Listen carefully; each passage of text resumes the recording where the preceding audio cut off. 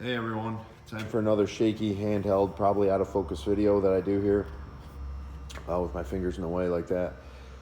Uh, not really doing any welding work on the car today or any body stuff because my back is killing me from leaning over that trunk for 4 hours yesterday and doing all that.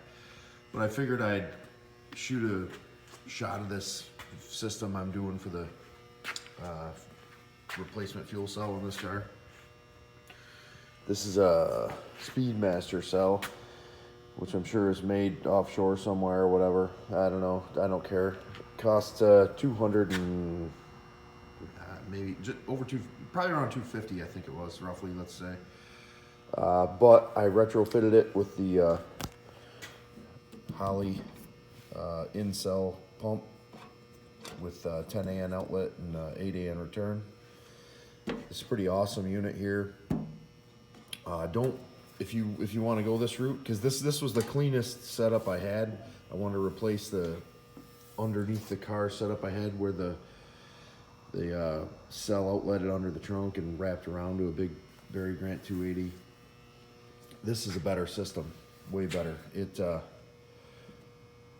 all self-contained. It takes up way less space. It's a lot lighter, which is pretty cool. I mean, I'm a big fan of like really working on the weight distribution of the car, so I don't really mind adding weight to the trunk. So this cell being, or this pump being so much lighter than the Barry Grant 280, is offset by the fact that I just put a 20-gallon cell in there, other than instead of an 8-gallon plastic piece of crap. I mean, the 20 gallons of fuel is way more of a ballast situation than just that little 10-pound pump or so, but. So, obviously, here's the underneath the car vent system. There's a bulkhead fitting that comes down. I used recycled a piece of 8AN line, spun it up, zip tied it. I'll clip those later, obviously. This goes on here. You need a rollover valve. Make sure you don't dump a bunch of fuel out if the car ends up on its side or whatnot. I hope that never ever happens. The rest of these will be capped. Obviously, I got them on there. They're not, caps aren't tight yet.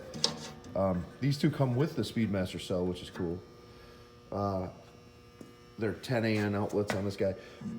I didn't technically need the sump on this cell because I decided to go in the trunk. I mean, so I'm gonna have to space this up, which I think I'm gonna use 2-inch square tubing.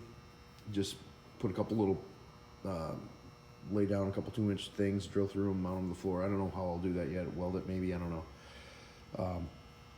But you don't really need that sump with an in the trunk system.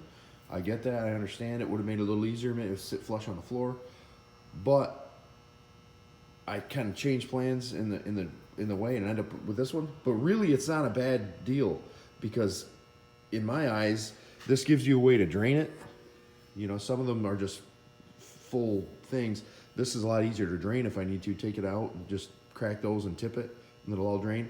Plus, any type of sediment will probably end up in the low spot of the tank, which is the sump, which is a good, I don't know, 8 at least to 10 inches away from the filter sock, which is a good. That's all good if you ask me. Spacing it up in the trunk doesn't really bother me for those benefits. So this, there's a million videos online. There's guys that are doing tutorials on how to set up this whole thing. So I'm not going to do that. I'm just going to kind of talk about it. Don't let it. The instruction packet's pretty big, but you honestly only use like 2 whole pages of it, maybe, that you have to read through. It's pretty simple. Honestly, the worst thing was taking off the old 12-volt setup. Having to get your hand in there and stuff. You don't need to put your hand in there for this setup. The ring underneath, the split ring is threaded, and you use 2 little zip ties to hold it up, which makes you actually have to punch 2 3/16 holes through this. Just drill it. If you got a brand new cell, it's better because you don't have to deal with gasoline fumes and shit like that. You know, after I drilled it, the foam was out. Obviously, I just vacuumed it out, tipped it, shook it, vacuumed it, made sure it was good. Took a rag in there, wiped any type of dust out. So then you can clock this when you reassemble it So I clocked it because my lines are going off a little bit at that angle. So I think I clocked it two bolt holes that way. But really, this is super simple and a good setup. Don't be afraid of it. Like I said, the trim ring itself is threaded. So you hold it up with the 2 zip ties, and then you just come along and thread it in. Each one of these guys has a little washer underneath, little seal, and then there's a big gasket that goes in between.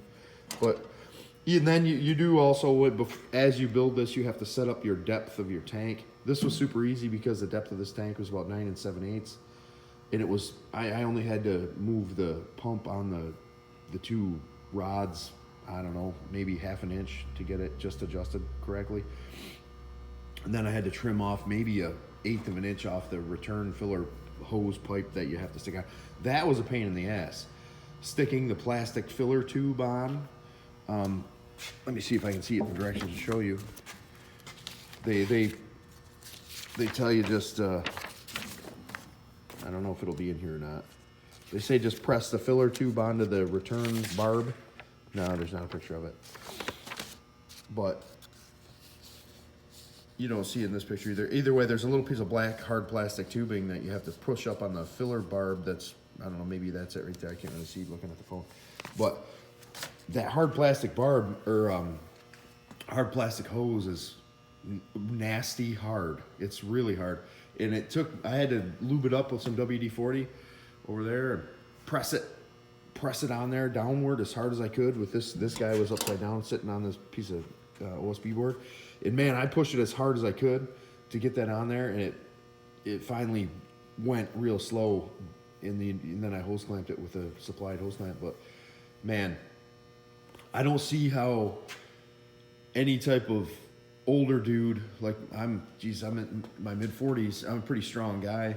My dad he's 67 or 68. There's no way he could have pushed that on there.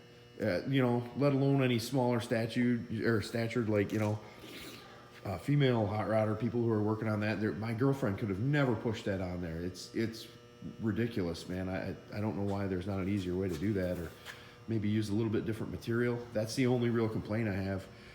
Like, somebody without a bunch of strength and 200 plus pounds to hold that thing and shove it down would have never been able to do that.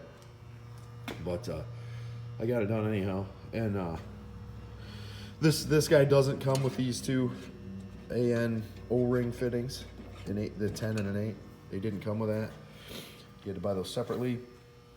As my video rambles on through my thought process. But yeah, this is a pretty good setup. In total, I got like $250. The pump itself, I think, was about, I think this is a $475 pump. It's pretty big when it's a single pump in there. I think it supports like 1,200 horsepower or something like that. I think that was $475 or $500. So I think total, maybe it's probably, I can't do the math in my head, with all the fittings and stuff. I recycled the hose, probably $800, $850 maybe total. You'll be able to set that up. But this is going to run on a carbureted car. Down the line, I can run a fuel injected setup with this too. So it's, I talked about that in my last video with the regulator and stuff up there. I have to replace the regulator, but it's a cool system. Down the road, pardon me, we'll be able to upgrade if I want, which I don't know if I want to do that because I built the carb on the damn. I built that carb myself and it works pretty well. Got to be a little more tuned with my AFR gauge, but I think I'm dying here breathing in all the metal dust and stuff welding on this thing lately. But so that's the fuel cell setup for this. Thanks for watching. Once I do the whole line setup and stuff, I'll do an overview of that. If I make it with this this cough I got. Have a nice night. See you later.